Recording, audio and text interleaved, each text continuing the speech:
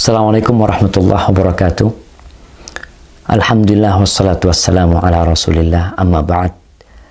Akhi ukhti rahimakallah, bersama ayat kedua dalam panggilan Allah, ya ayyuhalladzina amanu, yang masih berada di surah Al-Baqarah ayat 153. Kalau panggilan pertama masalah adab dan etika, ini ada peringatan buat umat Islam yang mereka merasa dirinya beriman, kemudian memiliki etika yang buruk, akhlak yang buruk, memiliki karakter yang tidak baik, lalu membiarkannya. Allah memerintahkan kepada kita untuk memperbaiki dan menjadi lebih baik. Di panggilan kedua ini, Allah mengatakan, surah Al-Baqarah ayat 153, Ya ayyuhalladzina amanu ista'inu bis-sabri was-salah. Innallaha ma'as sabirin. Kata Allah, wahai orang-orang yang beriman, minta tolonglah kalian dengan sabar dan sholat. Jadikan sabar dan sholat itu penolong. Sesungguhnya Allah bersama orang-orang yang penyabar. Allah memerintahkan kepada orang-orang yang beriman dalam permasalahan dunia mereka, dalam permasalahan agama mereka, agar mereka menjadikan sabar dan sholat sebagai penolong. Seorang muslim dalam kehidupan ini, dia tidak akan lepas dari ujian. Baik ujian dalam permasalahan dunia atau dalam permasalahan agama. Sabar maknanya adalah menahan diri dari melakukan sesuatu yang dibenci oleh Allah Jalla Jalaluh. Baik dengan lisan atau perbuatan kita. Kita menahan diri. Salat kita tahu. Dan para ulama menjelaskan bahwasanya kesabaran ini ada 3 macam. Dan dalam 3-tiganya, seorang muslim perlu meminta tolong kepada Allah untuk bisa bersabar dalam menghadapi 3 hal ini. Yang pertama adalah sabar dalam melaksanakan perintah Allah. Yang kedua adalah sabar dalam menjauhi larangan Allah. Dan yang ketiga adalah sabar terhadap musibah yang buruk yang menimpa kita. Berkaitan dengan yang pertama, yaitu bersabar dalam melaksanakan perintah Allah. Wallahi jamaah, kita benar-benar memerlukan kesabaran. Melaksanakan sholat yang 5 waktu. Melaksanakan ibadah puasa. Kita melihat sebagian umat Islam tidak sabar, kemudian mereka tidak sholat. Tidak sabar, kemudian mereka tidak berpuasa. Dan khususnya dalam perkara-perkara yang rutin dilakukan, itu subhanallah, membutuhkan kesabaran ekstra dari seorang muslim. Kita bicara haji, Allah perintahkan haji. Apakah melaksanakan ibadah haji tidak memerlukan kesabaran? Perlu kesabaran. Perlu kekuatan iman di diri hamba, meninggalkan negerinya, meninggalkan pekerjaannya, meninggalkan usahanya, berangkat ke rumah Allah. Selama 20 hari, selama 30 hari, selama 40 hari, perlu kesabaran. Maka di sini seorang diperintahkan untuk bersabar. Dan dia minta tolong, menekankan kepada dirinya, bahwasanya engkau harus sabar. Memang seperti ini. Seperti orang yang bekerja.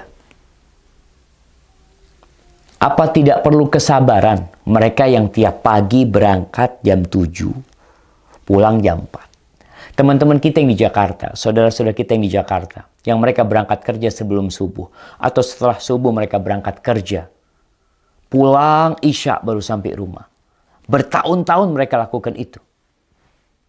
Apakah itu tidak memerlukan kesabaran? Tentunya membutuhkan kesabaran dari diri hamba. Maka kita diperintahkan oleh Allah untuk minta tolong dengan sabar, dengan menahan diri. Yang kedua adalah sabar dalam menjauhi larangan Allah. Meninggalkan kemaksiatan, jamaah. Itu berat. Kenapa? Karena hal-hal yang dilarang itu ternyata hati kita condong ke sana. Ketika ada seorang wanita lewat dengan aurat terbuka, seorang tahu bahwa dia dilarang untuk memandangnya, tapi nafsunya membisikkan kepada dia untuk memandangnya. Terkadang setan juga berbisik, mengatakan kepada dia, nanti engkau bisa bertobat setelah itu.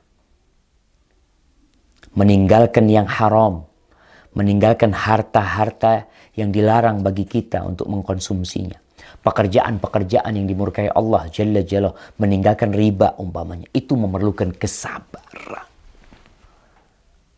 Artinya kita perlu mendudukkan jiwa kita. Kamu harus terima nih. Tahan diri. Itu kesabaran yang kedua. Sampai kapan kita sabar meninggalkan yang haram? Sampai mati. Allah mengatakan wa'bud rabbaka hatta ya'tiyakal yaqin. Beribadalah kepada Allah sampai kematian datang menjemput. Dan kesabaran meninggalkan yang haram menuntut kita untuk mempelajari mana yang haram dan mana yang halal. Mana yang harus ditinggalkan dan mana yang harus dikerjakan. Kalau kita nggak tahu, kita akan melaksanakan perintah-perintah Allah tanpa sadar. Kalau ternyata itu bukan perintah, kita menganggapnya itu perintah Allah. Itu dilarang sama Allah. Kemudian kesabaran yang ketiga adalah sabar dalam menghadapi musibah yang menimpa. Kita bisa berbuat apa?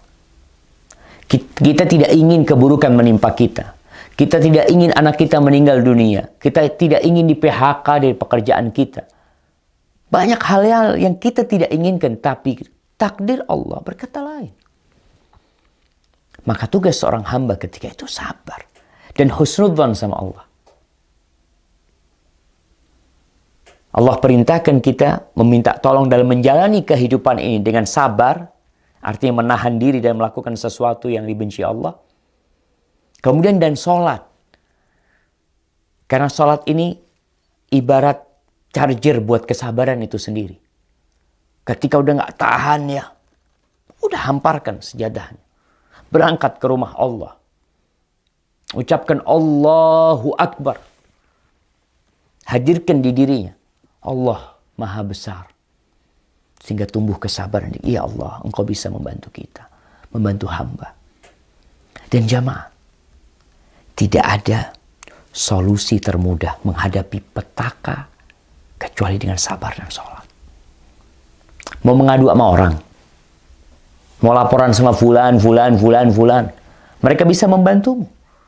Mungkin mereka bisa memberikan solusi, menyampaikan ide-ide mereka, tapi yang bisa menyelesaikannya adalah Allah Rabbul Alamin.